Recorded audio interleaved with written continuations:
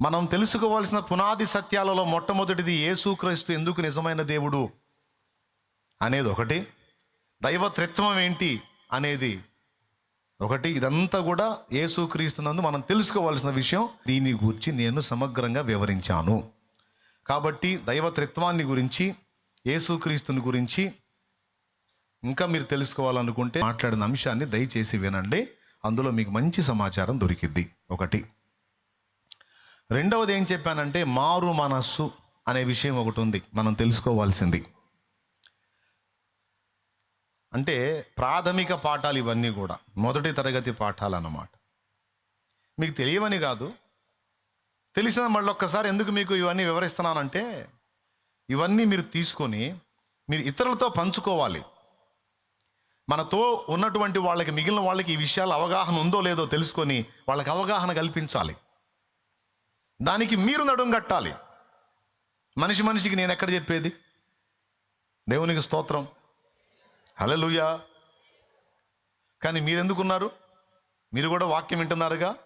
మీ బాధ్యత ఏంటంటే, నేను చెప్పిన విషయాలు నీకు అర్థమైన కాడికి నువ్వు ఇతరులతో పంచుకొని ఇతరులను బలపరచాలి, విశ్వాసంలో స్థిరపరచాలి. తమ్ముడా, ఇది నీ బాధ్యత. చెల్లి, ఇది నీ బాధ్యత. సంఘం అంటే అది. అంతేగాని ఏదో తిరణాలకు వచ్చినట్టు రావటం, కాసేపు కూర్చోవడం, పోవటం కాదు.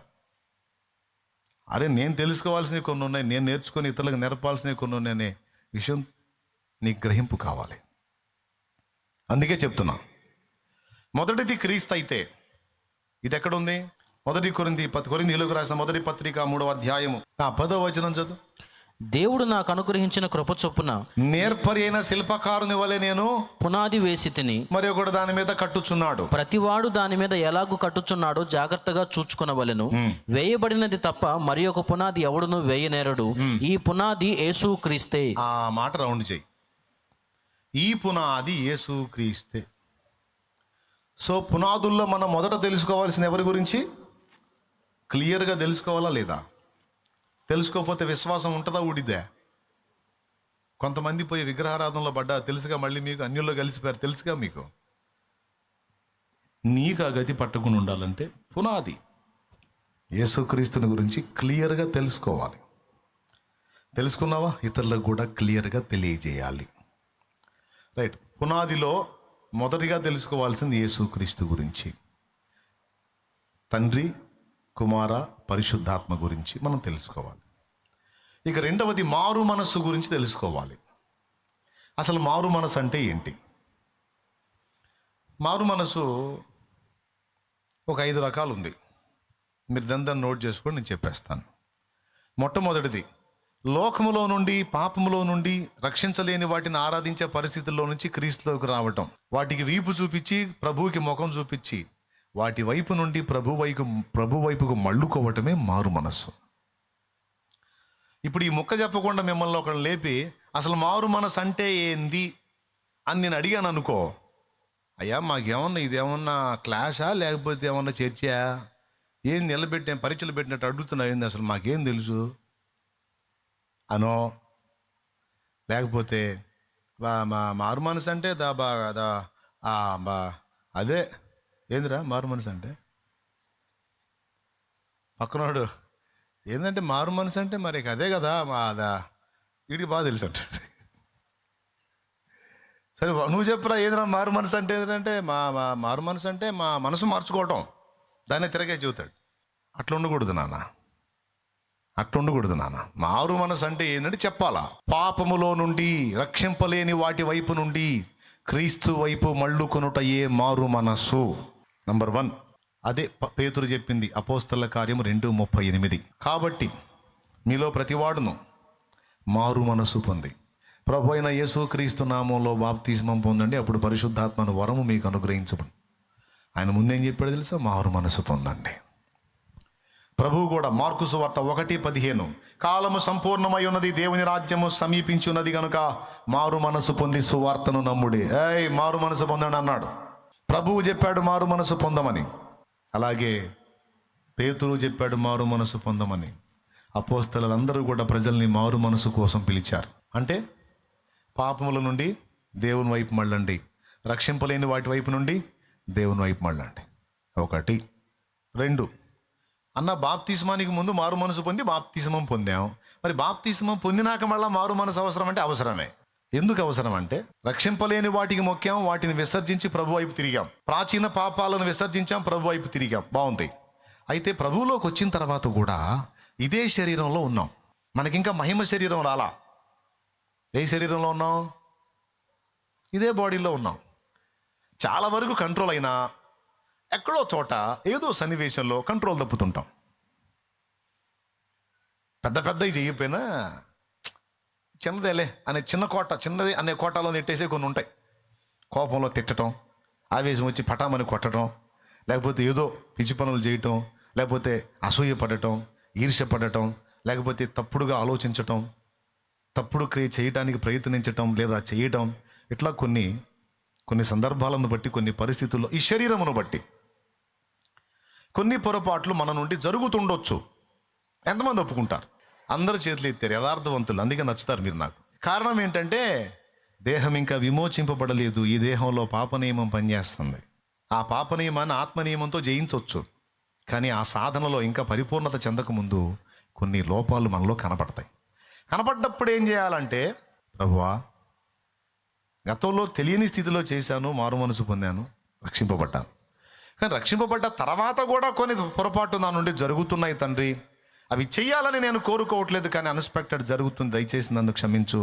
నేను వాటిని విసర్జించి మారు మనసు పొందుతున్నాను. మరోసారి అలా చేయకుండా జాగ్రత్త పడతానయ్యా అని ఎప్పటికప్పుడు ఒప్పుకొని, తప్పును దిద్దుకొని ప్రభు వైపు మళ్ళుకొనుటయే మారు మనసు. ఫస్ట్ అన్యుడిగా ఉన్నప్పుడు పొందే మారు మనసు ఉంది. తర్వాత విశ్వాస అయిన తర్వాత కూడా పొందాల్సిన మారు మనసు. కోపం వచ్చింది, భార్యను తిట్టేశావు, చెడమడ తిట్టేశావు, బాధేసింది, మోకాళ్ళుని ప్రార్థన టైంలో ప్రార్థన చేస్తున్నావు, దేవుని ఆత్మ మాట్లాడుతున్నాడు, పెద్ద మనిషి బాగానే ప్రార్థన చేస్తున్నావు, కానీ ఇందాక ఆమె ఏమన్నావు అని మోహం చెల్లదు. ప్రభా నోరు జారా తండ్రి, ఎందుకు జారావు కుమారుడా, దూషించొద్దని చెప్పాను కదా, దూషించానయ్యా, తప్పు చేసే ప్రభా, చాలా వరకు కంట్రోల్ చేసుకున్నాను నాయన, ఆగలేకపోయాను ప్రభా, రెచ్చగొట్టింది నాయన, ఆమె ఎందుకు అలా చేయాలి ప్రభా అనకూడదు. ప్రభా నేనే టెంప్టేషన్ అంచుకోలేకపోయాను ప్రభా, నన్ను క్షమించయ్యా. మరోసారి ఆ విధమైన పొరపాటు చేయకుండా జాగ్రత్త పడతాను ప్రభా, నన్ను మన్నించయ్యా అని నువ్వు ప్రభు పాదాలు పట్టుకొని క్షమాపణ అడిగిన తరువాత అప్పుడు నీ మనసులో బరువు దిగిపోయింది. లేదా అప్పటిదాకా నీకు మొహం చెల్లదు దేవుని ముందుకు పోవటానికి. ఎంతమంది ఒప్పుకుంటారు? అలా తిరిగి ఎప్పటికప్పుడు దేవునితో సమాధానపడుటయే మారు మనసు. 2 అంటే మారు మనసులో రకాలు.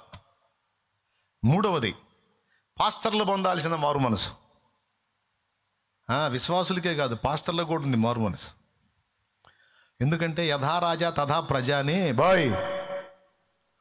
నాయకుడు ఎలాగో విశ్వాసులు అలాగే కదా. అందుకని దేవుడు ఏం చేస్తాడంటే అచ్చంగా విశ్వాసులకే కాదు, నాయకులు కూడా కౌంటర్ వేస్తాడు. ఇది ప్రకటన గ్రంథం 2వ అధ్యాయంలో 3వ అధ్యాయంలో 2 అధ్యాయాలలో 7 సంఘాలకు లేఖలు రాస్తూ 5 సంఘాల దూతలకు మారు మనసు పొందమని పిలుపునిచ్చాడు. ఎఫెసులోనున్న సంఘపు దూతకి ఇలాగు రాయుము అని చెప్పి నువ్వు మారు మనసు పొందితేనే సరి అంటాడు. పెర్గములోనున్న సంఘపు దూతకి ఇలాగు రాయుము అని చెప్పి నువ్వు మారు మనసు పొందితేనే సరి అంటాడు. తుయతైర సంఘములో ఉన్న దూతకి ఇలాగు రాయుము అంటాడు, నువ్వు మారు మనసు పొందితేనే సరి. దానికి మారు మనసు పొందడానికి టైం ఇచ్చాను, అది మారు మనసు పొందట్లేదు.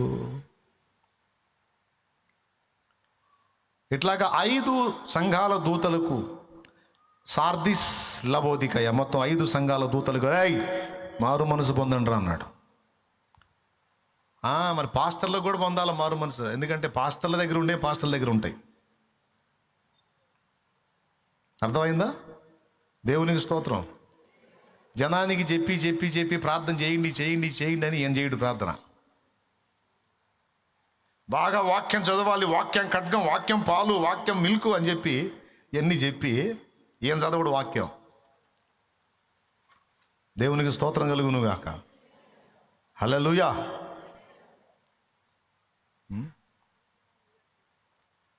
ఎప్పుడు కోట ఉందంటే అప్పుడు వేస్తాడు ముందు బైబిల్ వేసి ఇక 4 ముక్కలు చదివేది ఇక పోయేది. అట్లా కాదు, వాక్యాన్ని బాగా జాగ్రత్తగా ధ్యానించుకోవాలా, అనేక రీతిలో దాన్ని తెలుసుకుంటూ ఉండాలి. అదొక సాధన. పాస్టర్ గారు ఒక ఆయన కూటానికి ముందు బైబిల్ రెడీ చేసుకొని, రెఫరెన్సెస్ గుర్తుండవుగా రెడీ చేసుకొని అందులో చీపురు పుల్లలు పెట్టి స్నానానికి పోయాడంట. ఆ పేజీలో చీపురు పుల్ల పెట్టాడు. ఎక్కడెక్కడ రెఫరెన్స్ ఉన్నాయి అక్కడ చీపురు పుల్లలు పెట్టి స్నానానికి పోయాడు. ఈలోపు ఆ గదిలో కొడుకు వచ్చాడు. ఎవడు రమ్మా నాన్న బైబిల్లో చీపురు పుల్లలు పెట్టాడని పుల్లని లాగా అవతల పట్టేసి టైం అయిపోయింది. ఇప్పుడు పోయి వాక్యం చెప్పాలా. మందిరంలో పోయి నిలబడ్డాడు. బైబిల్ తీస్తే ఒక్క పుల్లా కనపట్టాలా. దేవునికి స్తోత్రం. ఇప్పుడు ఏం చేయాలా? కడుపు మండిపోతుంది. ఎవడు తీసాడా పుల్లలు అర్థం కాలా. వాక్యం చెప్పాలి. ఇప్పుడు కళ్ళు మూసుకొని వాక్యం తీస్తే, వాక్యం తీసి ఒక దగ్గర అట్లా వేలు ఉంచాడు. అక్కడ తన్ను తాను అని వచ్చింది. ఇక తన్ను తాను అనే వచనం తీసుకొని మాట్లాడటం మొదలు. ప్రభునందు ప్రియులారా, దేవుడు తానని మాట్లాడుతున్నాడు. కానీ అది కూడా తానని కాదు, తన్ను తాను తగ్గించుకునేవాడు. బైబిల్ ఎక్కడ కూడా తన్ను తాను అల్లా. ఇక ఈయన తంతాను అనే పదం మీద ప్రసంగం చేశాడు. వ్యభిచారం చేసేవాడిని తంతాను అంటున్నాడు, దొంగతనంలో బతికేవాడిని తంతాను అంటున్నాడు, వాడిని తంతాను అంటున్నాడు, ఈయన తంతాను. గుర్తుపెట్టుకోండి, అందరికీ తన్నే. పొలాలు తీసినోడు కూడా తంతాను అంటున్నాడు.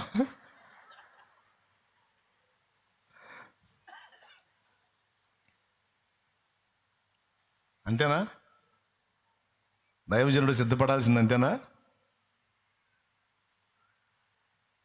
ఆత్మీయ బిడ్డలు ఆత్మీయంగా బలాభివృద్ధి పొంది వారు కూడా దైవుని పాత్రలగునట్లుగా వారు పెంచి పోషింపబడేటట్టు శ్రేష్టమైన సంగతిని వారికి అందించాలి అనే దృక్పథం దైవజనుడికి ఉండాలి. నా పిల్లలు అల్పులుగా ఉండకూడదు, వారు ఎదగాలి, వారు కూడా ఇతరులకు ప్రకటించే స్థాయికి రావాలి, వారు కూడా ఆత్మని రక్షించే స్థాయికి రావాలి, వారికి కూడా దేవుని లోతైన సంగతులు తెలియాలి అనే భారంతో లేఖనాన్ని అధ్యయనం చేయటం అనేది దైవజనుని విధి.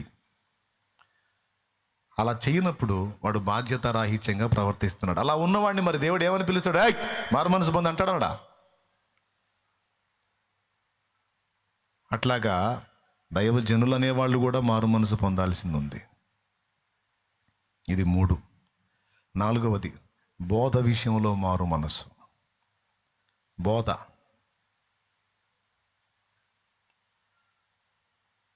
కొన్నిసార్లు కొన్ని పొరపాటు బోధలో లైన్లో ఉంటాయి. ముందే అన్నీ స్పష్టంగా తెలుసుకొని బోధించాలి. ఒకవేళ తొందరపడి ఏదైనా పొరపాటు బోధ బోధిస్తే దాన్ని ఒప్పుకొని మారు మనసు పొందేటట్టు ఉండాలి. కానీ కొంతమంది ఏం చేస్తారో తెలుసా? నేను చేసేది తప్పుడు బోధ అని వాడికి తెలుసు, అయినా సరే సమర్థించడానికే లేఖనాలు వెతుకుతాడు. కానీ అరే ఇది యథార్థంగా ఒప్పుకోవాల్సిన విషయం రా, ఇది తప్పు బోధ రా, దీనివల్ల ఆత్మలకు నష్టం కలిగిద్ది, ఇది లేఖనం వ్యతిరేకించిన బోధ అనే పరివర్తన పశ్చాత్తాపం వినికుండదు. ఏ కాడికి సమర్థింపులే వెతుకుతాడు కానీ మారు మనసు పొందడు. కానీ తుయతైరా సంఘములో ఎజబెలు అనే స్త్రీ విగ్రహార్పితం తినొచ్చని, జారత్వము చేయొచ్చని నా దాసులకు బోధిస్తూ వారిని మోసపుచ్చుచున్నది. ప్రకటన 2:20. అయినను నీ మీద తప్పు ఒకటి నేను మోపవలసి ఉన్నది, ఏమనగా తాను ప్రవక్తనని చెప్పుకొనుచున్న యెజెబెలను స్త్రీని నీవు ఉండనిచ్చుచున్నావు. జారత్వము చేయుటకును విగ్రహములకు బలి ఇచ్చిన వాటిని తినుటకును అది నా దాసులకు బోధించుచు వారిని మోసపరుచుచున్నది. మారు మనసు పొందుటకు నేను దానికి సమయం ఇచ్చి తిని గాని. గద్దుగో ఏం చేయొచ్చని బోధించి మోసం చేస్తుందంట. జారత్వము చేయునట్లును విగ్రహార్ములకు అర్పించిన వాటిని తినునట్లును నా దాసులకు బోధిస్తుంది అది అన్నాడు. ఇప్పుడు వాటిని తినొచ్చు అని బోధించే బోధ ఏ బోధ? యెజెబెలు బోధ. ఏ బోధ? మోసపూరితమైన బోధ. ఇప్పుడు కొంతమంది బోధ చేసి దాన్ని సమర్థించుకుంటున్నారు తప్ప దాని విషయంలో మారు మనసు పొందట్లా. వాడు ఏ కాడికి ఇదే కరెక్ట్ ఏం కాదు తినండి అన్న బోధే చేస్తారు కానీ లేఖనం దాన్ని స్పష్టంగా విసర్జించమని చెప్పింది అన్న విషయాన్ని ఒప్పుకోవటం. ఎందుకు విసర్జించాలి అంటే దానికి కొన్ని కారణాలు ఉన్నాయి. ఒకటి, అది సత్యమైనది కాదు. నువ్వు దాన్ని స్వీకరించినప్పుడు అబద్ధంలోనే ఉంటాడు కానీ ఆలోచించడు. నువ్వు దాన్ని సున్నితంగా తిరస్కరించినప్పుడు వానికి ఆలోచన కలిగించిన వాడివి అవుతావు. అలాగే సువార్త చెప్పే ఛాన్స్ కూడా వానికి వచ్చింది. ఇచ్చింది తీసుకొని మింగేసావు అనుకో, థ్యాంక్ యూ అని వెళ్ళిపోతాడు. ఇక వాడు వద్దు బ్రదర్ అన్నావు అనుకో. ఎందుకు వద్దు అంటే, నేను నమ్మింది ఒక దేవుడిని నమ్మాను, మొక్కినా అక్కడే, స్వీకరించిన అక్కడే, కానీ ఇంకో దానికి మొక్కెళ్ళేది, ఇంకో దాని దగ్గర చేజాపెళ్ళేది, నాకు వద్దు బ్రదర్. అది ఎందుకు వద్దు అని చెప్పాను కదా. ఎందుకు వద్దు అన్న ప్రశ్న వేసినప్పుడు నీకు సువార్త చెప్పే ఛాన్స్ వచ్చింది. తీసుకొని మింగేస్తే ఆ ఛాన్స్ పోయింది. అంతేకాదు, ఏమన్నాడు? దేవునికి అర్పించనిది ఏదైనా ఉంది అంటే అది ఎవరి బల్ల అన్నాడు? కొరింథీయులకు రాసిన మొదటి పత్రిక 10వ అధ్యాయంలో దయ్యముల బల్ల అన్నాడు. మీరు దేవుని బల్లలోనూ దయ్యముల బల్లలోనూ పాలివారు కూడా నాకు ఇష్టము లేదన్నాడు. అన్యజనులు అర్పించు బలులు ఎవరికి అర్పిస్తున్నారని అన్నాడు? అదిగో, ఇంత క్లియర్గా అపోస్తల కార్యము 15వ అధ్యాయము 28వ వచనంలో దేన్ని విసర్జించమన్నాడో చూడు. విగ్రహములకు అర్పించిన వాటిని, రక్తమును, గొంతు పిసికి చంపిన దానిని, జారత్వమును విసర్జింపవలెను. ఈ అవశ్యమైన చాలా క్లియర్గా ఉన్నాయి. మరి ఇవన్నీ ఇన్ని వచనాలు ఉంటే మళ్ళా దేవుడు మనసు మార్చుకుందానిలో ఏం కాదు తినని అంటాడు. సో ఈ వచనాలకు ఆపోజిట్లో బోధించేవాడు ఎంత మంచి బోధకుడైనా, వాడెంత పెద్ద పండితుడైనా, లేకపోతే పెద్ద లెక్చర్ అయినా, లేకపోతే పెద్ద స్కాలర్ లాగా బిల్డప్ ఇచ్చేవాడు ఎవడైనా సరే, ఈ వచనాలకు భిన్నంగా బోధించిన వాడెంతటి వాడైనా వాడిని మనము లక్ష్య పెట్టకూడదు. అది తేడా బోధ అని గుర్తించాలి. సదరు వ్యక్తి కూడా మారు మనసు పొందాలి, కానీ పొందరు. ఇలా చాలా విషయాల్లో, బోధ విషయంలో మారు మనసు పొందమని దేవుడు పిలుపునిచ్చాడు. 4, 5వది సహోదరుడు విషయంలో పొందాల్సిన మారు మనసు. ఇది లూకాసు వార్త 17వ అధ్యాయం 4వ వచనం. 17:4 ఉంటుంది. అతడు ఒక దినమున 7 మార్లు నీ ఎడల తప్పిదము చేసి 7 మార్లు నీ వైపు తిరిగి మారు మనసు పొందితినని ఎడల అతన్ని క్షమింపవలెనెను. అద్భుతమైన మాట ఇది. చిన్న చిన్న పొరపాట్లు ఎన్నో చేసి కూడా ఆదివారం రోజు దేవుని మందిరానికి వచ్చి నిలబడుతున్నావు అంటే కారణం ఏంటో తెలుసా? నీ సహోదరుడు ఒక రోజులో 7 సార్లు నీ ఎడల తప్పిదం చేసి 7 సార్లు నీ వైపు తిరిగి, అయ్యా నేను తేడా పడ్డాను, ఇంకోసారి అలా చేయనని చెబితే, ఒక రోజులో 7 సార్లు వాడు అలా చేసి 7 సార్లు క్షమాపణ అడిగితే మారు మనసు పొందుతానని నీ ముందు ఒప్పుకుంటే నువ్వు 7 సార్లు వాడిని క్షమించాల్సిందే అని యేసయ్య చెప్పాడు. అలా చెప్పిన యేసయ్య మనల్ని క్షమిస్తున్నాడు కనుకనే, అదేవిధంగా ఎప్పటికప్పుడు మన్నిస్తున్నాడు కనుకనే మనుగడ సాగుతుంది, రక్షణలో నిలిచున్నాం. అలా క్షమించకపోతే ఛాన్స్ లేదు. కాబట్టి ఇక్కడ సహోదరుల విషయంలో పొందవలసిన మారు మనస్సు అనగానే ఒక్కటే కాదు తమ్ముడా, మారు మనస్సులో విభాగాలున్నాయి. విశ్వాసం అనగానే ఒక్కటే కాదు చెల్లెమ్మ, విశ్వాసముల విభాగాలున్నాయి. బాప్తిస్మం అనగానే ఒక్కటే కాదు తమ్ముడు, బాప్తిస్మముల విభాగాలున్నాయి. హస్త నిక్షేపణ అనగానే ఒక్కటే కాదు చెల్లెమ్మ, హస్త నిక్షేపణల విభాగాలున్నాయి. మృతుల పునరుద్ధానం అంటే ఒక్కటే కాదు తమ్ముడు, అందులో విభాగాలున్నాయి.